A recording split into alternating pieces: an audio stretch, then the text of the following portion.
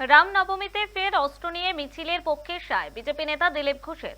মহরমে অস্ত্র নিয়ে বেরোনোর সঙ্গে তুলনা টানলেন বিজেপির প্রাক্তন রাজ্য সভাপতি। বললেন, অস্ত্র নিয়ে বেরোবো মিছিলের সুরক্ষার জন্য, পুলিশের ওপর কোনো আস্থা নেই। ফের দিলীপের বক্তব্যে লাগলো সাম্প্রদায়িকতার ছোঁয়া।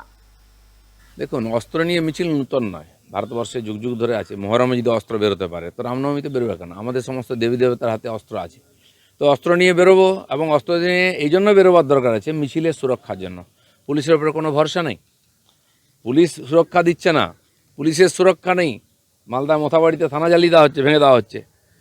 তারপরে এখানে কি বলে কালিয়াগঞ্জেতে, কালিয়া চকেতেও থানা জ্বালিয়ে দেওয়া হয়েছিল, বারবার হয়েছে। তো পুলিশ কি সুরক্ষা দেবে? তাই হিন্দুরা তাহলে ধর্মকর্ম বন্ধ করে দিতে হবে, শোভাযাত্রা পুজো পাঠ করবে না, কারণ কি হলেই হামলা হবে, যেটা হচ্ছে জায়গায় জায়গায়।